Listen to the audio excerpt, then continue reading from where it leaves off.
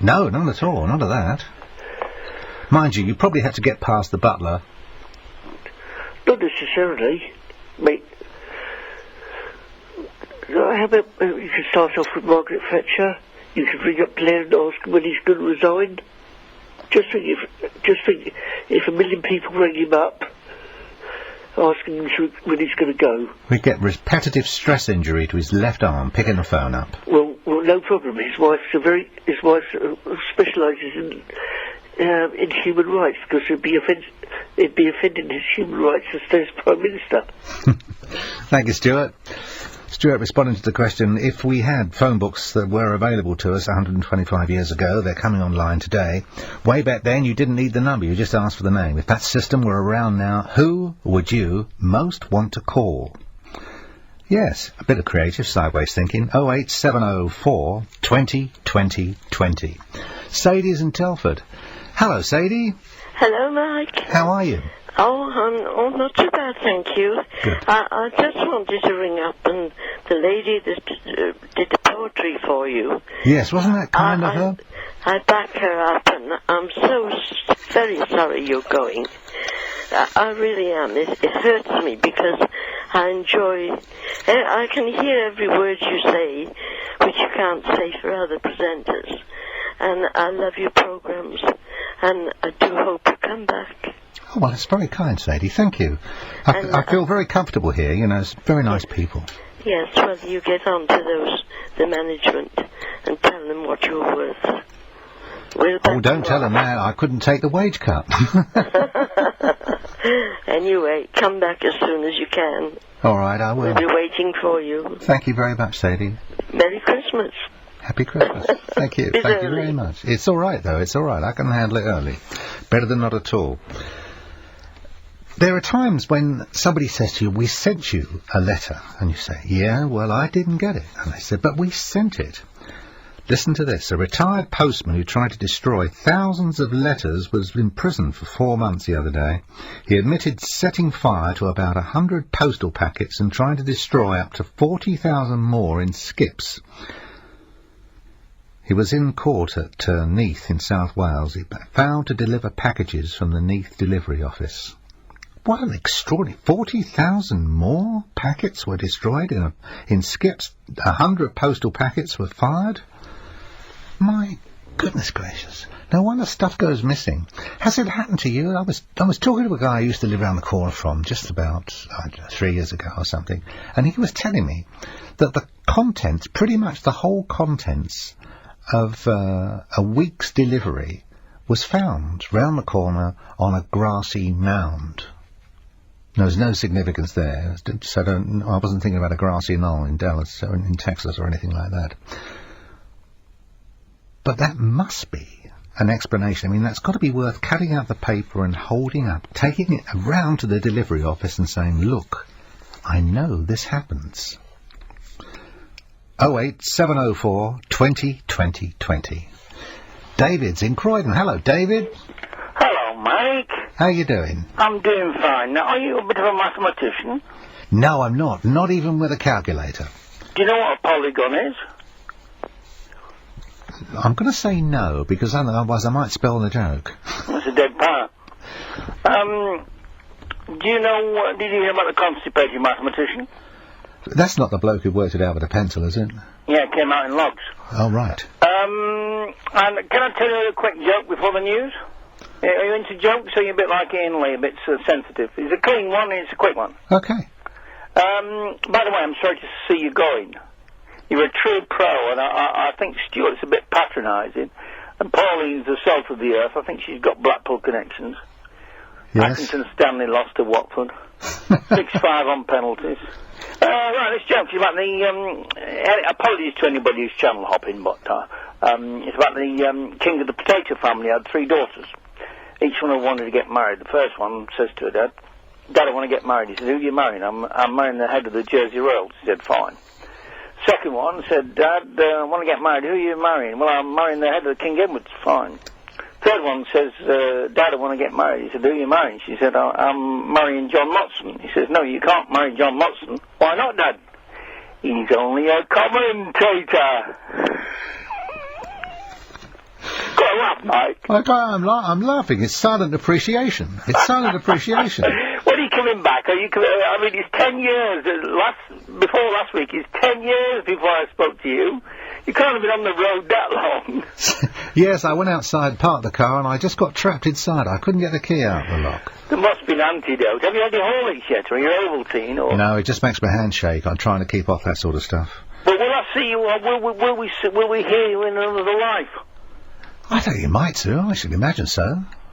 I would imagine so, David. I mean, I might be back, you know. It just depends. Well, shall I get a petition up? No, it's all right. Just keep a light in the window. It did say on the screen that I was going to talk about psychiatrists, but I spoke to my GP the other day. I said, what did the shrink say last time I saw him? Well, he said, you had a smart tie and a bit dishevelled. I said, dishevelled? I bought a new pair of underpants. You've been listening to this programme for too long. Mike, all the best to you. It's very nice to talk to you. Wish you well. Thank you. You remember me, don't you? Yes, I do. I was a bit offbeat. I stopped taking the tablets, but I'm back in the land of the living now, and it was we had a few good times with Pete Murray and the quizzes, and is Pete still with us? Has he died? Ah, that's a burning question. No, he's fine. He's okay. Interestingly enough, one of the kings of British fashion has come out against tiny models. Paul Smith backs the ban on overly skinny models. The question is, who's influencing these girls of 7 or 8 to be stick thin? It's either the director of the show or it's the parents of the child. Who else has access to them? 08704 20 20 20. I'm Mike Allen. This is talkSPORT. Give me a call. We can talk. On 1089 and 1053 AM. Who didn't falsify and who didn't invent. Around the world. There is only one real peace. Around the clock. Order! From the Sky News Centre. talkSPORT on the Hour News. The top stories from the Sky News Centre at 3. On 1089 and 1053 AM. talkSPORT. Good morning. It's just 3 minutes 5. No, 3. Get it right. 5 minutes and 10 seconds after 3. Thank you. I was just reading an email from John in Dartford. He said, you turned me on to some rappers 20 years ago with your rap show. And then John goes on to make the point that for his kid's sake, he's moving to France. He can't take it anymore here. And I thought, well, that's a shame to see him go. But if that's what's happening to John, where would you like to go? To start again? To have a better quality of life? Where would it be? Yeah, stop and think about it. It's the European Union. You could go and live in Italy. You could go and live in Poland, actually. There's probably, from the stuff I've been reading about Poland, there's nobody there to do anything. I think they're waiting for people from Romania to come in and do something and get a bit of cheap plumbing done. So, like John, who's in Dartford and is moving to France for his family's sake, where would you go? Which country would you most like to go? Or you might have some thoughts and think, if they could only change a few things in the UK, I'd stay here. 08704 20 20 20. Thanks for that, John. 08704 20 20 20. Neil from Clacton said he doesn't care what happens as long as he gets his car fixed. Oh, I see. You were talking about the women who are getting signed up to the AA to be new AA roadside operatives. I thought it might put people off, you know, blokey blokes saying women coming round just to get the spanners out and fix these cars. But nobody seems to have taken that on board. They said, no, just get the car fixed and everything will be fine. So women are doing the AA job. They're supplying the AA, supplying roadside assistance. If you're a woman, could you, with training, do this job? Would you take it on? And why not? 08704 20 20 20. I mentioned before the news an interesting string of events. One of the kings of British fashion has come out against tiny models, size 0 type people. Paul Smith backs the ban on overly skinny models. Female models as young as 7 years of age are falling for the idea of being as thin as possible. So just stop here for a minute. They're thinking about being as thin as possible. Let's be honest, at that age, they must be doing it under instruction. So, who is influencing them? Is it the director of the show, or is it their parents? It's unlikely to be anyone else. Could your niece or nephew be under the spell of some sort of Svengali person? 08704 20 20 20. Defence Secretary Des Brown claims our NATO allies should pitch in and help us sort out the Taliban in Afghanistan. Today he admitted underestimating the force. Still comes the news of British forces being short of ammunition, air support and missiles. And you might be thinking, is he a one-trick pony, this guy? Because he was talking about this yesterday. I think we've got a job, to keep people up to speed and say, we haven't secured the supplies as much as we require anyway, in the short space of time since yesterday and today. But if we can't turn this situation around before the snows arrive in Afghanistan, is there a case for asking for the Defence Secretary's resignation? 08704 20 20 20. Sibling rivalry. Now there's a thing. Sounds quite sexy, doesn't it? Oasis member Noel Gallagher claims he's so eloquent that he does all the interviews, whilst his brother Liam gets drunk and walks around in stupid clothes. So as you can see, it doesn't get any less of a competition between brother and brother, however successful they are. But when it comes to sibling rivalry, what happened with you and your sibling? 08704 20 20 20. There was an amazing... I was amazed anyway. The singer, Jamelia, claims she would rather pose naked for Playboy magazine than do a celebrity fitness video. If you suddenly became Flavour of the Week, would you be tempted to get in there and do a celebrity fitness video? Or do we have too many of those Keep Fit DVDs for our own good anyway? I reckon you might damage your back bending down to stick it in a DVD player. Well, it could possibly be the case. 08704 20 20 20. We're going to take a short pause, and then we're going to put the spotlight on some music and the people responsible for that music that have been called the boomer generation, the baby boomer generation. So that's in just a moment. talkSPORT, the radio station with a jaunty swagger and an eye for the ladies. Across the UK, on Stag Weekend in Amsterdam. Only 20 guilders, y'all. Hello, darling. DAB Digital Radio, or on Bank Holiday Monday at her sister's house in Concert. You don't understand what it's like to be that. 10:89 and 10:53 AM. Absolutely free. talkSPORT. Country music star Willie Nelson was found in possession of narcotic mushrooms and marijuana after his tour bus was stopped by police. He was charged, along with 4 others, with misdemeanours over the offence, which took place in Lafayette, Louisiana, and he was later released. Nelson is famous for hit songs On the Road Again, Always on My Mind. He was also part of the 70s outlaw movement, and around that time he had a big album called Red-Headed Stranger. He's 73 years of age, and Nelson's arrest comes hot on the heels of over-aging rockers who don't know when to stop and who are behaving badly, as cantankerous as ever. Bob Dylan just reached #1 in the American album charts for the first time in over 30 years with his latest release, Modern Times. All that at the age of 65. Elton John has come back better than ever with his new album, echoing earlier works such as Captain Fantastic and the Brown Dirt Cowboys. But this is something a little different. It's a question to music journalist Hugh Fielder. When it comes to the baby boomer generation, is there no controlling them? Hugh, what are your thoughts? There's no controlling me, that's for sure. And that's what my daughters tell me. Yes, I think actually we're coming to a point now with the baby boomers generation where you can look back at it and say, well, it wasn't just that there was a lot of us and we all came through at one time. Actually, there was something special going on. And the fact that so many old rockers from that era, and we're talking about the 60s and the early 70s, we're scarcely even talking about the late 70s, let alone the early 80s. It's that generation that have continued to make good music, and actually music that younger generations seem to want to hear. The interesting point you raised there, that younger generations seem to want to hear, that they have the ability in their songwriting or interpretation of other people's songs of making them personal and poignant, but at the same time relevant to 2 or 3 generations younger than themselves. Yes, well, I'm not sure they're actually going out their way to make it relevant. I think they're just carrying on doing the same thing. And Neil Young has just made a new album. I mean, he never stopped making albums, to be honest. But his latest album is an absolutely vicious attack on George Bush.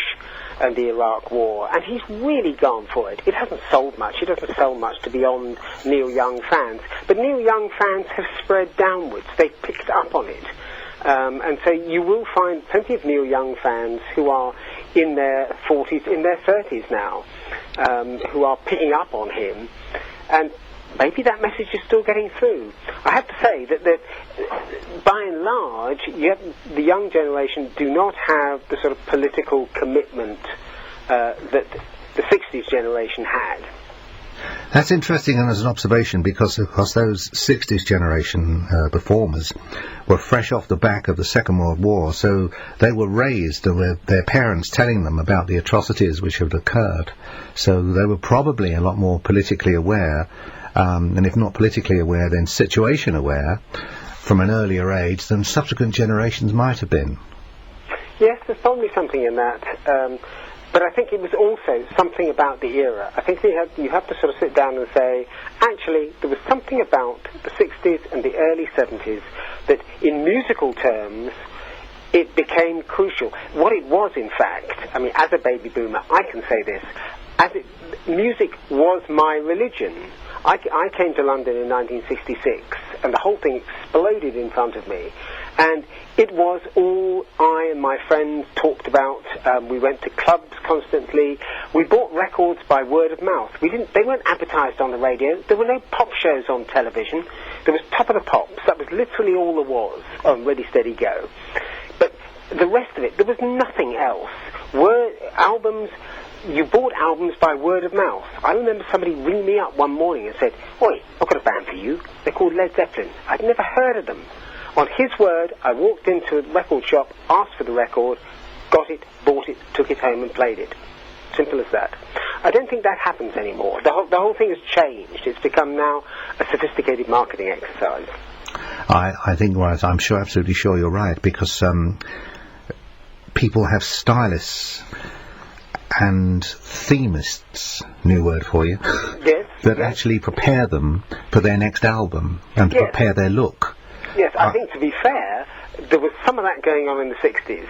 As you learn more about it in retrospect, you realise that the Rolling Stones were fairly cleverly marketed to the baby boomer generation. There was an incident at which they relieved themselves against a garage wall in West Ham on their way back from a gig because the garage attendant would not let them use the facilities. So they simply went up against the wall. He called the police arrested them. Now, instead of this being brushed quietly under the carpet, their manager realised this was a huge public relations opportunity. So he ensured that the boys pleaded not guilty and went to court and received the full publicity of it. Yes, there were people that were significant in terms of production and stuff. I'm just trying to think. There was Oh Boy, and there was Ready Steady Go. I'm thinking of pop shows, and there was one called Drumbeat. Was there? Drumbeat, yes. I remember, yes. And remember that. And one of them was particularly good at portraying young singers, such as I think Cliff Richard with a snarl on his top lip. Yes, that would have been Oh Boy, probably. That was Oh Boy, and apparently Cliff was famous for never smiling. They said, whatever you do, don't smile. Yes. So there was whatever he does now, he smiles. Well, he's done Wimbledon, hasn't he? The tennis club. So that's pretty much the end of the tour. Yes. Well, he moved to become the establishment, as indeed finally have the Rolling Stones. I mean, Sir Mick Jagger.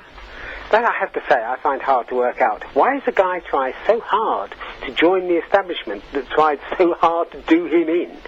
I mean, the Rolling Stones were busted so often during the late 60s, and that's probably a major cause behind the death of Brian Jones, who was hounded by the police, who decided they'd make an example of him. Yes, it's interesting hooking up with yourself, Hugh, because you've got such a recollection of these events. I salute it tremendously. Thank you. That probably brings us to Willie Nelson, doesn't it? Well, I think so, because at 73, he's the senior of the group of three we've spoken about tonight. And I can recall in the 70s, he was regarded as an outlaw. He was a string of artists, and he was one of them who were called the Outlaws. He was, yes. and that he never played it by the rules. He refused to play it by the rules. In fact, he was a songwriter. The only reason he ever got anywhere was because he was a songwriter. He got a record company contract because the record company thought, aha, he can write songs for our artists. And they never really promoted his records, but what they did enable him to do was to have a career, which is what he really wanted. He wrote good songs. He then spent the next... I mean, he has been on the road for the last, 40 years or so. And you have to say, this is not his first bust. In fact, you're wondering, why did they bother? Willie Nelson has probably been busted more times than he's released albums. And you think, haven't they got anything else to do? I mean, what is he busted for? He's busted for marijuana and magic mushrooms. In the end, what harm is that doing anybody else? Apart from him, maybe. And the strange thing about it is, here's this man with this huge reputation, and then you meet him, and a diminutive stranger. Yes, and very unassuming. Yes. And a real character.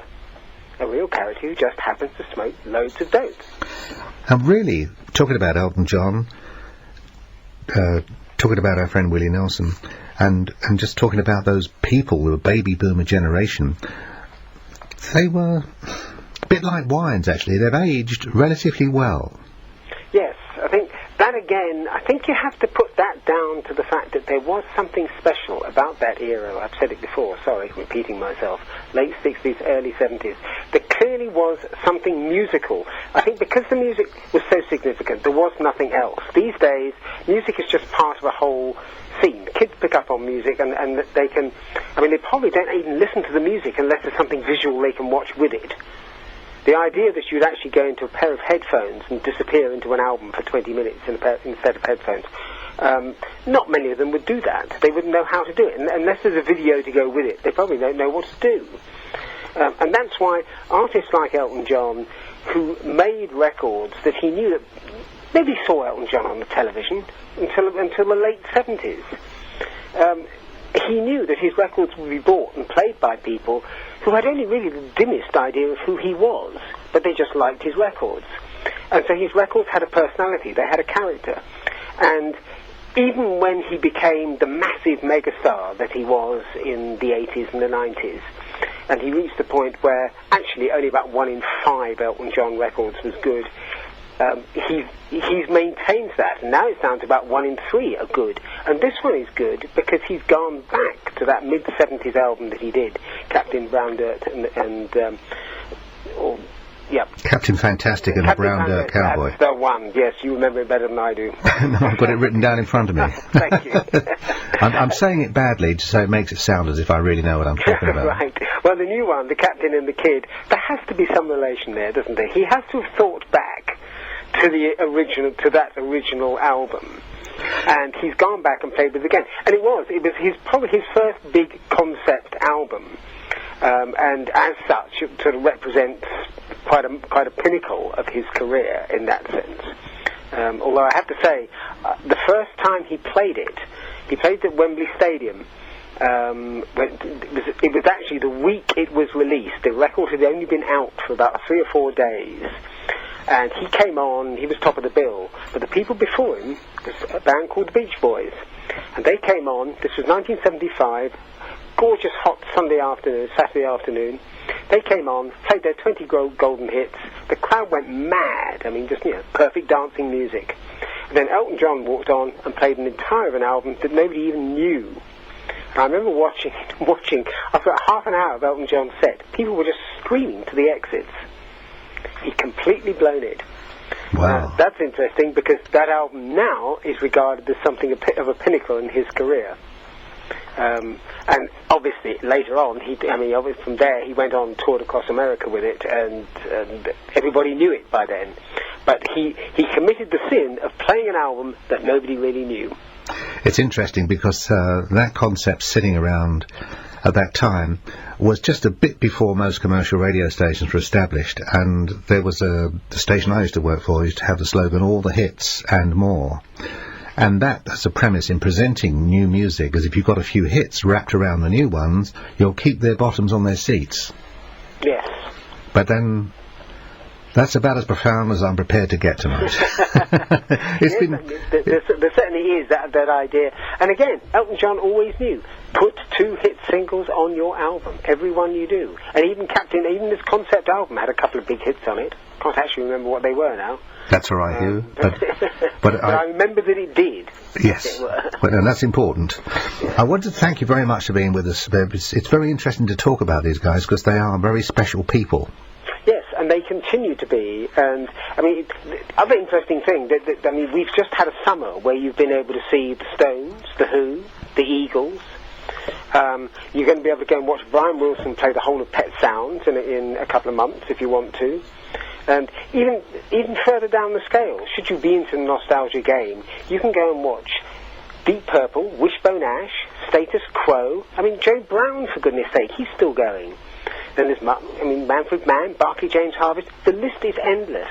These people they're not going away because there still is an audience for them.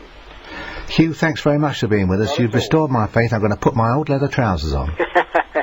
Thank you so much. Let's see how the Oasis Greatest Hits album does. See how that measures up. On 1089 and 1053 AM and Sky Digital Channel 0108. Talk Sport. Many thanks to Dean, who was listening to the observations on Willie Nelson and said, how much was he reported for? Yeah. Bizarre, isn't it? And walked free afterwards. Last night we were watching TV screens and thinking, wow, this is going on in Hungary. And I remember saying to John, who produces the programme, have you noticed who's throwing the rocks? You know, these are men of, 30, 40, 50 years of age. They weren't boys. They weren't sort of opportunist criminals. Or were they? Age irrelevant. But riots in Hungary begs the question, were you there recently? Did you get the impression that people were on the edge of blowing up? If you did, then I'd appreciate a call from you, 08704 20 20 20. But the surprise was anxious Britons in Thailand told of their fear last night as army chiefs apologised for launching a military coup. After tanks rolled into Bangkok and martial law was declared, the army announced, we've taken over to maintain peace and order. We ask your pardon for the inconvenience. Now, it's very difficult to feel that you're at the wrong end of a situation when they're apologising. But it does beg the question, if you were there recently, did you get the impression that things were about to blow up? Did friends of yours that perhaps you're in touch with, who maybe Brits living abroad, did they get the feeling it could go bang and crack? And then, just projecting yourself forward a few weeks, is it likely to return to the state of order, the status quo, with separate personnel in the administration, or is it going to change forever? Yeah, it could. 08704 20 20 20. All this is happening in the world, and we are sitting by watching it. And I do believe we should be talking about it. It's important stuff, because what changes and shifts here now is going to have an influence on thinking, attitudes, and responses around the rest of the world. So I'm looking for some input from you on that issue. 08704 20 20 20. Women are doing the AA job, supplying roadside assistance. 1,000 women have been signed up by the AA to provide roadside assistance. So far I've had emails from people saying, well, I don't mind, I think it might be okay, to, well, as long as they get the job done, who cares? But not very long ago, people would have said, oh, I couldn't stand that. I couldn't stand having a woman show me up. Well, it's not a competition, is it? It's just that the car's not working and you're not able to fix it. But they arrive with a full van load of diagnostic equipment, and before you know where you are, you're on the road again. Wasn't that a Willie Nelson song? 08704 20 20 20. Jack is in London. Hello, Jack. You're on talkSPORT. Hello. Good morning. Morning. Yeah, I'm enjoying your show very much. I just had a little thing about Willie Nelson. I don't know if you know or not, why he's still so busy making records and touring at his age. He owes tax, doesn't he? Yeah, but it's interesting what happened. He had a tax bill, a huge tax bill in America for $32 million. 32 million? Which he had.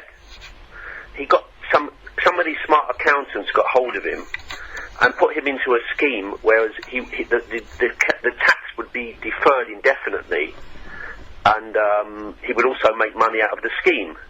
Uh-huh. What happened was they lost all his money, his entire capital, and then 6 months later the US government said the scheme wasn't legally binding, and he still owed the $32 million. So that's why he's in such a terrible mess. Wow. Because he's 73, I mean, that's... Yeah.